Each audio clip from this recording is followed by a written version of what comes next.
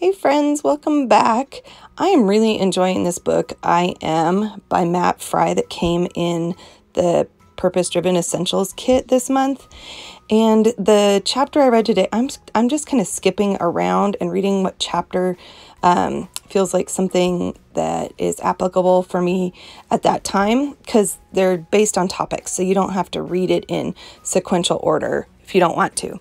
So that's kind of cool. So I skipped to this chapter about how Jesus is the way, the truth, and the life, and he is everything we need. And he brought up this concept, the author brought up this concept of the comfort, I think he called it the comfort cycle, but I kind of liked the idea of calling it the comfort circle. So I wanted to put that down in my Bible. It's actually a verse out of 2 Corinthians, and it's verses 3 through 5. And it reads, "Blessed be God, the Father of our Lord Jesus Christ, the Father of mercies and God of all comfort, who comforts us in our affliction, so that we may be able to comfort those who are in any affliction with the comfort which we ourselves have been comforted by from God." So while I talk about this, I will also point out that you may not have any idea what I'm trying to paint here. I actually used some of the tester paint. There is the purple paint that came in the Purpose Driven Essentials kit, and these are the brushes that came. And then I used some other handmade watercolors that I have to finish this. Now these might just look like blobs or kind of maybe weird starfish and blobs or something. But here's where I want to encourage you when it comes to painting and art, when you start feeling intimidated. Like right here, I drew a star. I don't know. I painted a star. Looks more like a starfish. But if you keep going and you don't really obsess about mistakes, watercolor is really forgiving. And once you add some details in, it transforms it completely. So I've often said you can paint a circle, put a stem on it and a leaf, and everybody will know it's a flower, even though it's just a circle. Well, here's my theory here. Once I put the veins into and the stems into these shapes, they turn into leaves. So while you're watching that unfold, I wanted to just paint kind of what I'm seeing outside my window. And I love fall and I love the leaves, and it's actually a really comforting time of year for me. So I thought, even though leaves have nothing to do directly with this verse, it is a really comforting time of year. So I thought, gosh, let's record what time of year it is that I'm really kind of prayerfully considering these verses. So the prayer circle or the prayer cycle, not the prayer, the comfort circle or the comfort cycle, depending on what you want to call it, is really a promise that comes out of the Bible. And it's the promise that, one, God will give us the comfort we need. Now, will he just like throw it and heap it on us if we're completely ignoring him? I don't know. His grace abounds. But what I do know is that when we pull in and we ask him for comfort and we come close and we spend time with him, there's just a natural peace and comfort that comes from that. Like, I was worrying about some things this morning, and instead of worrying, I decided to turn on some worship music, and then I read the chapter in this book, I Am, and it led me to this verse. And goodness knows, I am in a much better headspace now. So it starts with that. God provides the comfort. All we have to do is ask and lean in. So that's the good news.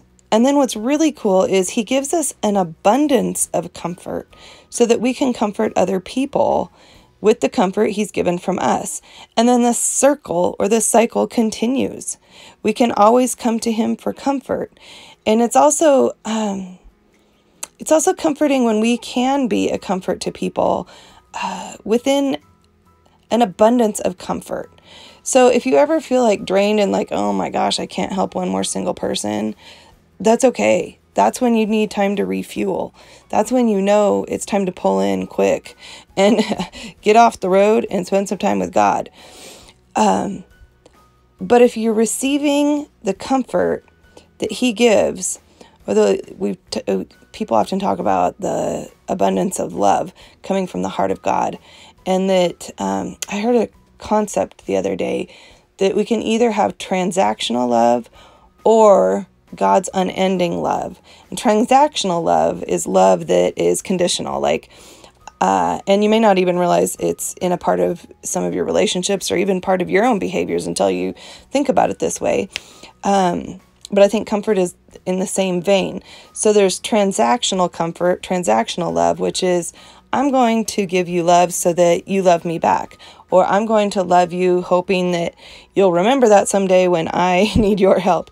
Or I'm going to love you because I'm afraid if I don't, you'll leave me. Or I'm going to love you because we can even have really good motives, because I want you to know Jesus. And then years go on and on and on with this friendship, and you start getting frustrated. You're like, why aren't you seeing Jesus? I've had a couple of those. I'm just going to admit it right here. Just between you and me and all 2,000 of us almost that are on this channel right now. Oh, you guys, I never preach from a place of, I've got it all together. I usually preach from a place of, I'm trying to figure this out. So, transactional love or transactional comfort will run out because it isn't God's design. We will run out of energy. We will run out of love. We will run out of patience. We will start getting uncomfortable. We will start getting resentful. So it's important to understand the root of our own behavior. So if we are looking for comfort and we're looking in all the wrong places, like we're looking for it in food, or we're looking for it in the security of a job, or we're looking for it in our next paycheck, whatever it is, we're going to run out of that comfort, because at some point, all human forms of comfort will end up failing us at some point. The only comfort that won't fail us is God's comfort. And what's cool is he says here that he, like I said, that he will not only just comfort us, but he will give us an abundance of it so that we can comfort others who are in times of need. I've mentioned my birth mom on here, my birth family, before. I was adopted at birth, but I found my birth mom about 15 years ago. And I remember driving up to her house, and I was super nervous to meet her for the first time. And I knew she was super nervous too. And I just flipped open my Bible and said, God, give me something. I got to have something here. And it flipped to this verse. And all of a sudden I was like, okay, God's got this. All I need to do is get out and love her and be brave. I feel comforted. And that way I can comfort her too, because I'll be calm and I'll be comfortable with the situation, even if it is awkward and weird and strange and new. And gosh darn it, you guys, if that didn't work, it's so true. Out of the comfort God gave me came an abundance. I didn't have to say, hey, I'm here to make you feel comfortable. It was just my demeanor. It was God's presence in me that made the situation so much more comfortable for the both of us. And then that cycle continues. And so we can get into this circle at any point.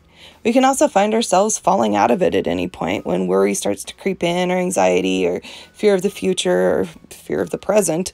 But the good news is that we can always hop back on this circle, kind of like a merry-go-round. You can always hop off the ride, when you start getting dizzy as a kid, but then you can steady yourself. You can get back on the ride. For those of you who hated merry-go-rounds, I'm so sorry, for that metaphor, but it's true with this comfort circle too. We can jump on the comfort circle at any point. God's grace is sufficient, and he's not going to tell us we can't get on the ride, right? He's not going to say, oh, you've been bad, so I'm not going to comfort you. Or you've been disobedient, or you have ignored me for days, weeks, months, years, so I'm not going to comfort you. No, he's there the second that we ask, and he shows up the second that we engage him. We don't have to beg for his love. We don't have to beg for his mercy. We don't have to beg for his comfort. We get to come boldly before the throne and ask for what we need. And right here, it promises us comfort. So if you've found yourself kind of anxious, worried, uncomfortable about some situations in life, I'd encourage you to just spend some time in this verse and see what God says to you about it. I see it happening even in my life right now. When things are worried and stressed, then that worry and stress passes on to others around me. But when I can have faith and confidence that God has me and He's holding me tight and He's giving me comfort, that gets passed on to other people too. And then it's easier to approach God and just stay in that comfort zone. Get on that merry-go-round. Keep going around this comfort circle with Him and never fall off. So I just want to make sure, though, that I never want to I say things with a lot of, I have a very strong voice and opinion many times in my life. And so I never want to sound condemning. So again, it bears repeating that if you've jumped off the comfort merry-go-round and you are feeling very uncomfortable in whatever situation that you are in your life right now, it's not too late to get back on the ride. So let's take a second here to talk about what I've done with the art. These stickers came in the Purpose Driven Essentials kit too. And at first you might think white, but you've seen me do some things with them already. I've colored them and now I'm using them white. And as you saw it kind of unfold, just outlining them in black all of a sudden makes them stand out so well against this background. And it doesn't take away from the leaves. It's not like adding another color and another pattern and another kind of form of busyness to the page, because the page is busy enough. But I also then outlined circle. I wrote it in black pen, you saw, and I traced over it a few times. I outlined it in my white gel pen so that it would stand out better too.